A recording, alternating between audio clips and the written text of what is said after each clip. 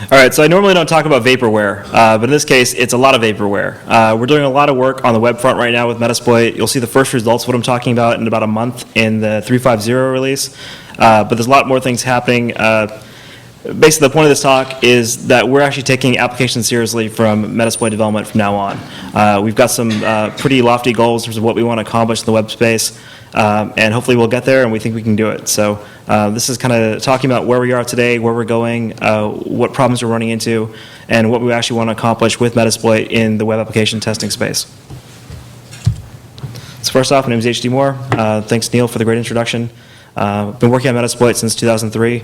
Been doing security work since probably, well, depending how you define work, 95. If paid work, probably 99, 98, 99. I did tons of web app stuff a long time ago. I got out of it for a little bit, mostly focused on what Robert Hansen calls the elite memory corruption crowd stuff for a while, which is all the shellcode and things like that, which is fun and interesting and all that. But when it comes down to it, most of our data is still going through web apps. Most of the things we care about from data are going through web apps. So coming full circle back again, we're actually bringing web apps into the Metasploit framework, into our kind of development and ramping that back up. So for folks who aren't really familiar with Metasploit, I know this is probably a crowd that is pretty familiar with it, but for folks who don't spend much time in that space, it was created in 2003 as an exploit development platform, and not so much an exploit toolkit, but a way for people to develop exploits quickly. And this becomes more important when we talk about the web stuff as well, because the thing that Metasploit really did over the last 5-6 years, and I guess going back even almost 6 or 7 years, is turn kind of exploit development more mainstream. So prior to that, exploit development was really more of a black art where unless you knew how to write every little nibble of assembly code and do your own encoding and everything else, it wasn't really an accessible technology. It wasn't something that your everyday guy could just pick up some code and work with. We think that's changed. We think we're at the point now when Stack Overflows, SEH overwrites, heap overflows to some extent are actually to the domain that anybody can actually sit down and do it with enough time. These aren't things where there's no limit of information available for it. There's tons of examples available. We've got over 600 exploits in Metasploit today that demonstrate how to do it.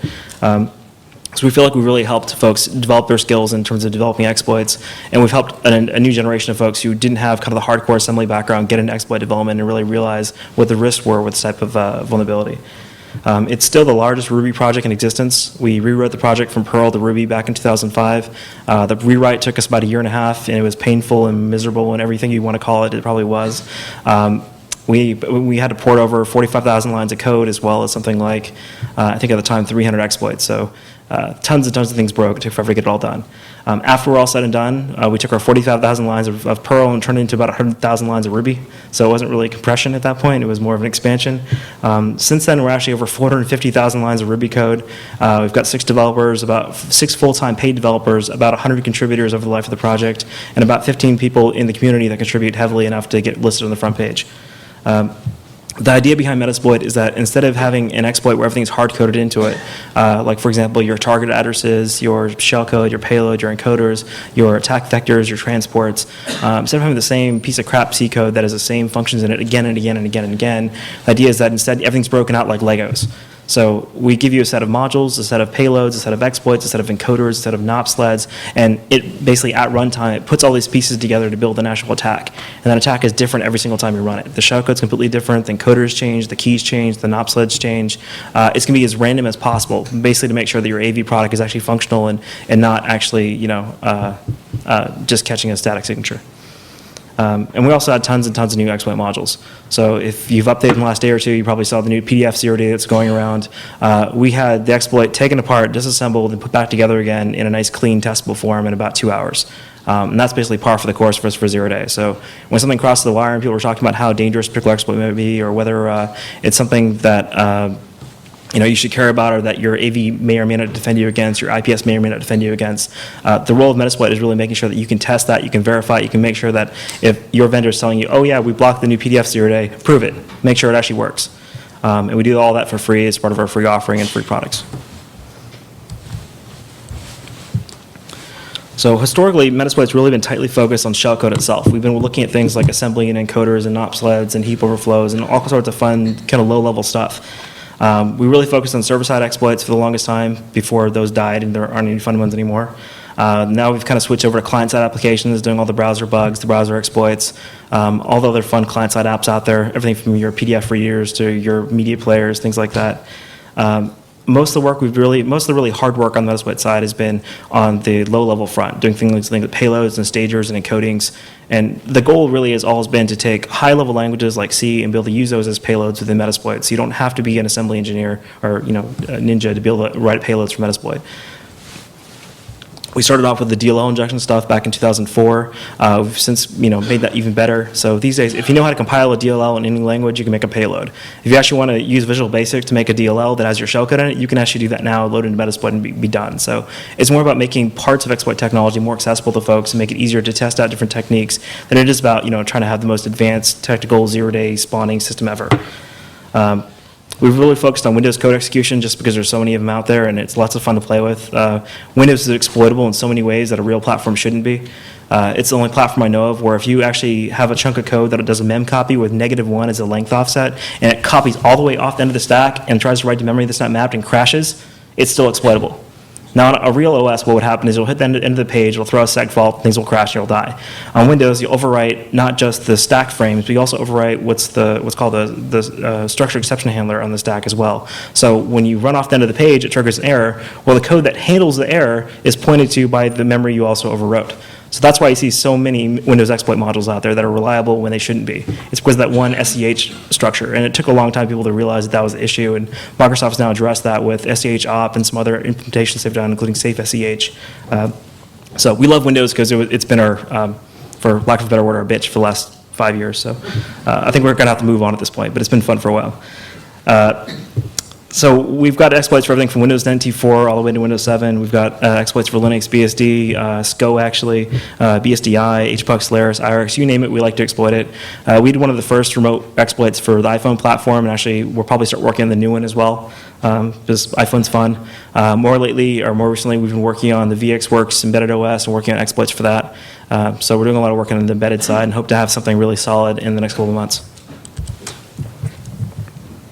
And normally I go way too fast, and I feel like I'm going slow this time, so I'll try to speed up. Metasploit under Wrap 7. Metasploit was acquired back in 2009, and for an open source project with a bunch of free code and no assets, being acquired is a funny term. Being acquired basically means I got a job. And a little more to it than that, but for the most part, it's basically, it looked like a good opportunity, looked like a great way to make Metasploit my full-time job as opposed to my part-time job, and having a kid on the way, and now a kid that's 1 year old, it was a good opportunity for me to, see my family and still work on Metasploit. So overall, it was a really good decision. I think we're really kicking ass and doing a good job. We hired 6 developers to work on it full-time. We've got actually over 100,000 users are updating directly from the SVN head per month. So we're a really bizarre open source project in that we don't really care about releases so much, because most of our users, 100,000 users per month based on unique IPs, are doing SVN update directly off our development head and running our code. So we're really stingy about access to our source code tree because of that. So if someone's able to add malware to the Metasploit tree, you can probably hit 100,000 people very, very quickly. So we watch that thing like a hawk. We've got all sorts of fun rules and restrictions in place and software that watches things. So we have a pretty massive user base for an open source project, let alone for people who are brave enough to run our development code. And by development code, I mean when I type SVN commit on a command line for a new exploit and it goes in the tree and it breaks everything, that breaks 100,000 users right away. So our developers have learned to be a little gun shy about commits and to make sure that, and not because of some policy in place, because it's we're not giving guarantees in open source software, but because they get so much hate mail afterwards from all the developers, all the people they made mad by breaking the tree. So we've got a self-policing system at this point where as long as you don't break the tree, people like you, and as soon as you break the tree, your email flood starts until it's fixed. So it's a good way of doing QA in that sense, but the Wrap 7 effort has really helped as well. We've had over 100,000 lines of code in the last 12 months. We're at 10,000 commits to the 3x tree, so just a bunch of huge milestones in the last year that we've hit. We're over 600 unique CVEs and exploit coverage, which is comparable with the number of remote CVEs and many competitive pen testing products out there that are commercial. The big news is that we're shipping Metasploit 3.5.0 on October 12th, and that's where a lot of these changes and a lot of stuff I'm talking about web stuff in a minute are going to really focus on. So moving on to web applications themselves. Web apps are really rich targets. They're the juicy little piggy on the corner that just keeps on giving. It's like the bacon factory. It's awesome. Though web applications are the best target available for just about any organization just because they control access to your data. They're the gatekeepers for the thing you care about. The application has to limit access by user, well, the application has access to all the user's data. So at the very core level, what we care about is the data the application can get to and how can we get access to that data. That's the entire goal of a pen test for most web applications. And that may not be the database, it may be some other type of data. Maybe the data that's going through the web app while it's serving requests. So in addition to just having access to the data itself, the web apps have access to the database, whether that's local or remote. They open the door to doing attacks against the server itself and getting into the server and then running around the network, owning stuff left and right. And more importantly, they let you attack all the users of that application.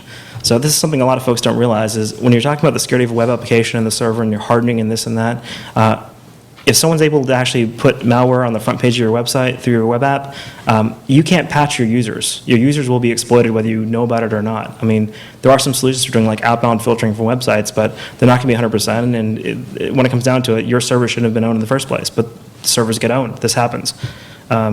So what I find most exciting about web applications is kind of the multiplier value, where you'll own one machine, and then from that one machine, you can own every single user hitting that website for until they turn your machine off. So it's a really good way to multiply an attack vector, and it puts a lot more value on what may be an insignificant web server with a static web page than you may otherwise have. Most of the web application work we've done in Metasploit today has been focused on a bunch of static web apps, a bunch of PHP scripts that have known vulnerabilities, the T-Wiki software, stuff that we know is exploitable that have really clean, easy exploits, whether it's command injection, SQL injection, or what have you, or remote file includes, local file includes.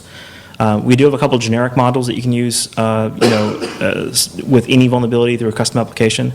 For example, you can take our remote file include module, tie that to a bug that you find in the wild, and actually get a shell with it. We do some integration with a tool called wmap, which is handy for doing SQL injection, but we just basically shell out to it. What I'm basically saying is Metasploit just sucks for web apps right now. It's not good in any way, shape, or form. There was an effort to really drive web application development in Metasploit about 1.5 years, 2 years ago by a guy named Efrain Torres. Really sharp guy who also just had a kid and works 80 hours a week. So we've seen a lack of development in wmap for obvious reasons, and I can't really blame him being in similar situations sometimes. What wmap is, it's kind of a loose set of about 30 different modules in Metasploit that all do various web scanning things, like directory scanning, brute forcing, vhost testing, custom 404 testing, all of your basic components and bricks of a particular web application. Like if you're building a web scanner, all the components you need to build a web scanner are part of the wmap set today, but they're kind of all standalone little pieces you have to connect together to get the job done. It used to use the database backend to store the results of each individual test and chain them together, but since we've been on this breakneck pace on development since the Rap7 acquisition, the developer of wmap hasn't been able to keep up with the changes that we keep making to the database. So the poor guy will come back around every 2 months and say, okay, I'm ready to update. It's like, oh crap, the whole database schema is different again. Damn. So we're kind of a moving target right now in terms of the underlying DB schema, and he's kind of gotten a little disheartened lately because we keep changing pulling the rug out from underneath him when he works in this code base. It's been really focused on discovery and collection, not so much exploitation. So there are a couple things like the blind SQL injection stuff that's in wmap today, but it's not really designed to get you shells yet. It has a couple exploits for RFI, traversal, SQL injection, but again, it's mostly designed to gather information for a deeper pen test or for a manual review. And the goal of wmap was to be able to take all these different individual components that are scattered in Metasploit as modules and automatically chain them together to get a job done. So it'll start off by saying, run the spider module, and then take the spider results and pass it off to the directory scanner, then use the content discovery to find the applications, then crawl the then crawl the applications, find the forms, test the forms, find the bugs, run the exploits. That's the end goal for wmap. So development has been a little bit tough for this guy just because we keep changing things out from underneath him, and with the kid and the full-time job and the travel, it's been a little rough. The DB isn't really in sync anymore. wmap doesn't really function as a command anymore. You can run the modules by hand, but the chaining is basically dead at this point. Single developer, guy is awesome, but the guy is also really short on time. So he did add a crawler and a proxy tool directly to the framework. So if you want to build your own crawler or your own attack proxy, there's actually stubs already in Metasploit today for those. Those are under the tools subdirectory. They're not written as Metasploit modules yet, which is kind of a challenge with some things we're going at. But the goal is really to kind of start building out attack frameworks and attack proxies and attack crawlers in the framework. But wmap in general needs a big chunk of rework before it's really ready to be used in production. So we've got a couple of missing components in Metasploit that really make web app testing today just not that great. We're missing a DB schema for the web results themselves. We kept changing things around, so we have workspaces and projects in various fields now that are different than they used to be.